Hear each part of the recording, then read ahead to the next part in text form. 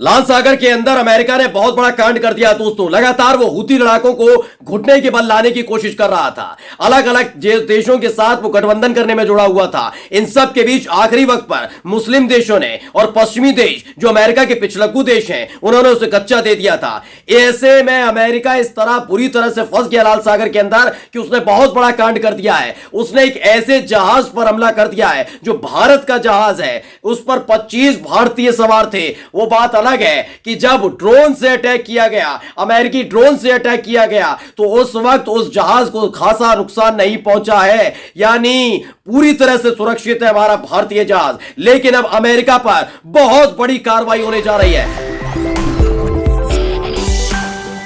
नमस्कार, मैं हूं प्रज्वल गौतम और आप देख रहे हैं द कंटाप। आज की और इस वक्त की सबसे बड़ी खबर मैं आपको बताने जा रहा हूं। वो खबर आपको बताऊं उससे पहले एक छोटी सी अपील आपसे करूंगा। जो स्क्रीन पर आप नंबर देख रहे हैं, इस नंबर पर जितनी संभव मदद हो सके वो मदद आप हमारी करिएगा। और अब आपको दिखाता हूं कि अमेरिका जो मदद करने चला था इजराइल की, कैसे खुद ही फंस गया है। पहले अरब देशों ने, मुस्लिम परस्त देशों ने उसे आईना दिखा दिया, उसे उसकी औकात दिखा दी। उसके बाद उसके अपने पश्चिमी देश जिसमें स्पेन, फ्रांस, इटली, ये तमाम देश, इसके साथ नॉर्वे, डेनमार्क, इन तमाम देशों ने कहा कि हम यमन और हूती लड़ाकों के खिलाफ किसी भी स्तर पर अपने वॉरशिप, अपनी चीजें, अपने साजो सामान टास्क फोर्स के नाम पर नहीं भेजेंगे। यानी अमेरिका बड़ी जल्दबाजी में जिस तरीके से लाल सागर के अंदर एंटर हुआ था, उसे लगा था कि टास्क फोर्स के नाम पर पीछे से तमाम जहाज आएंगे, यमन पर, हूती लड़ाकों पर हमला कर देंगे। लेकिन इसके बीच ही एक बड़ा कांड अमेरिका की तरफ से हो गया, क्योंकि जैसे ही तमाम देशों ने टास्क फोर्स से अपनी दूरी बनाई, वैसे ही अमेरिका का जहाज अकेला पड़ गया। अब हूती लड़ाकों से बचने के लिए उसने एक ऐसे जहाज पर हमला कर दिया दोस्तों, जो हमारा जहाज है, यानी भारतीय जहाज है, जिस पर 25 भारतीय सवार थे, जिस पर कच्चा तेल लदा हुआ था, जो आ रहा था भारत की तरफ, और अचानक से उस पर अटैक कर दिया गया। वो बात अलग है कि उस जहाज को नुकसान नहीं पहुंचा है, लेकिन इसकी जवाबदेही अमेरिका की तरफ से तय करनी होगी।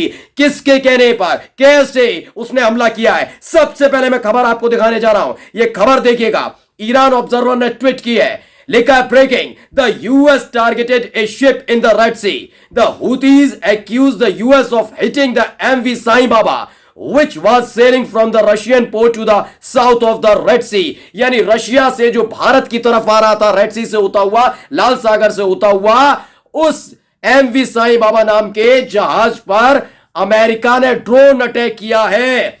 जो हूती लड़ाकों के ऑफिशियल हैं, अंसरुल्लाह, उन्होंने कहा है कि जब US navy saw our reconnaissance drone, they started shooting relentlessly and hit the MV Sai Baba. जब उन्होंने देखा, यूएस नेवी ने देखा कि हमारी तरफ से लगातार उनको रोका जा रहा है, किया जा रहा है, तभी बौखलाहट में उन्होंने शूटिंग शुरू की और इसी का निशाना बनाया गया एमवी साईं बाबा को। वो बात अलग है कि अमेरिका, जैसे ये खबर निकली वैसे अमेरिका बुरी तरह से घबरा गया है। पहले ये वीडियो देख लीजिए, जो वीडियो अब स्प्रिंटर की तरफ से ट्वीट की गई है। बताया गया है कि यूएस कमांड की तरफ से दावा किया जा रहा है कि हमला उन्होंने नहीं, बल्कि हूती लड़ाकों ने किया है। ये पहले वीडियो देख लीजिए।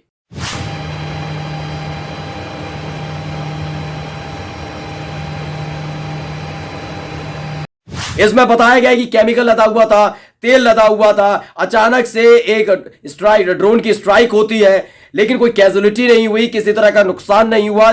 जो साईं बाबा नाम का शिप है, उसको किसी तरह का नुकसान नहीं पहुंचा है। लेकिन लगातार आरोप लगाया जा रहा है कि ये जो हमला हुआ, वो हमला हूती लड़ाकों ने किया।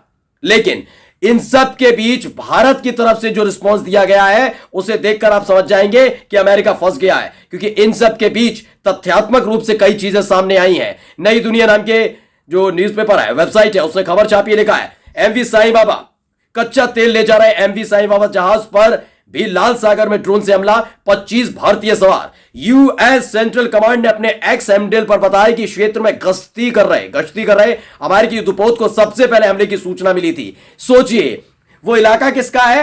यमन का, हूती लड़ाकों का। और खबर किनको मिल रही है? इन अमेरिकन को। ऐसे कैसे हो जाएगा? आप बताइए, आप अपने इलाके में रहते हैं, आप अपने इलाके में रहते हो, तमाम चीजें हैं, इन सब के बीच जो हमला कर रहा है उसे हमलावर को तो खबर सबसे पहले मिलेगी। वहां कैसे मौजूद था तू?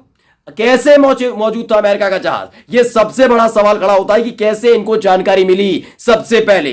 आगे जो लिखा गया है वो पढ़ लीजिए। लिखा है, गुजरात तट के करीब इजराइल के समुद्री जहाज पर हमले का मामला अभी शांत भी नहीं हुआ कि एक और जहाज पर ऐसे ही हमले की सूचना है। अमेरिकी सेना ने दावा किया कि लाल सागर में एमवी साईं बाबा जहाज पर ड्रोन से हमला किया गया। अमेरिकी सेना ने दावा किया है लाल सागर में आशंका जताई गई कि हमला यमन के हूती विद्रोहियों ने किया है। अच्छी बात यह कि हमले के कारण जहाज और उसमें सवार क्रू के सदस्यों को कोई नुकसान नहीं पहुंचा। जहाज में कच्चा तेल लदा है। आगे जो लिखा है पढ़ना जरूरी है कि भारतीय नौसेना ने नपा तुला बयान दिया और यह अमेरिका की मुसीबत बढ़ाने जा रहा है। उन्होंने कहीं नहीं कहा, भारतीय नौसेना ने कहीं नहीं कहा कि हूती लड़ाकों ने या फिर यमन की तरफ से उनके जहाज एमवी साईं बाबा पर हमला किया गया। और क्या कहा है, गैबॉन का झंडा लगे जहाज एमवी साईं बाबा को भी लाल सागर में ड्रोन हमले का सामना करना पड़ा है।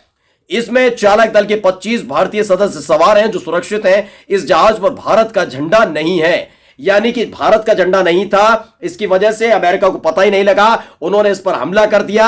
अब सक पकाया हुआ है अमेरिका इस बात को लेकर कि अब इसके एवज में उसने कई और देशों से पंगा ले लिया है। किस किस से मैं बता देता हूं, क्योंकि रशियन पोर्ट यानी रूस के बंदरगाह से यह भारत आ रहा था। रूस और भारत दोनों, पहले तो रूस तो एंटी खड़ा ही है अमेरिका के, इन सब के बीच भारत भी पूरी तरीके से नाराज नजर आ रहा है, क्योंकि इस हमले की वजह पूरी तरीके से अमेरिका के ऊपर है।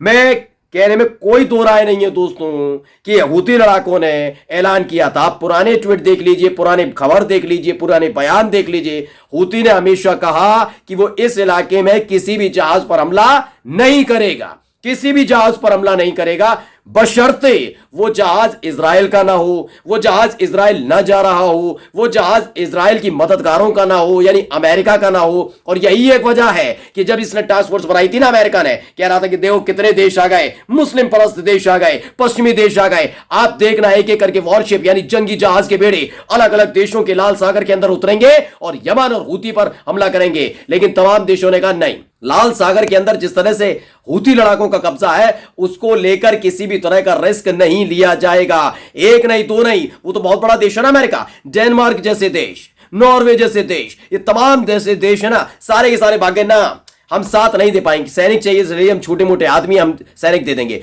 अरब देशों ने, मुस्लिम परस्त देशों ने, यूएई, सऊदी अरब, इजिप्ट, सबने कहा कोई किसी भी तरह का हम रिस्क नहीं लेना चाहते। आप लड़ाई लड़िए, इजराइल के लिए लड़िए, हमें कोई फर्क नहीं पड़ता। इन सब के बीच अमेरिका फंसा हुआ है वहां पर लगातार अपने आप को बचाने के लिए, क्योंकि वहां से जहाज उसे निकालना है। लेकिन बताया जा रहा है कि लाल सागर के अंदर अमेरिका के जहाज फंस गए हैं पूरी तरीके से, क्योंकि उसे पूरी उम्मीद थी जैसे ही टास्क फोर्स बनेगा पीछे से जंगी जहाज के पेड़े आएंगे। अमेरिका चूंकि पहले से उसने जहाज भेज दिए, बड़ा गफलत में था या यूं कहा जाए ओवर कॉन्फिडेंस में था, वो ले मारा है उसे, क्योंकि उसे लगा कि हम पहले से मौजूद होंगे तो पूरी दुनिया में संदेश जाएगा। अमेरिका ने अकेले लोहा लिया, लेकिन आखिरी वक्त में जब तमाम देशों ने उसका साथ छोड़ा तो उसके बाद इतना बौखला गया है कि जो जहाज देख रहा है उसे लगता है हूती लड़ाकों का है, इसमें यमन के लड़ाके तैनात है, यमन की सेना तैनात है, तो हमला कर देता है। लेकिन फिलहाल एमवी साईं बाबा पर हमला करके अमेरिका ने बहुत बड़ी मुसीबत मोल ले ली है। नमस्कार।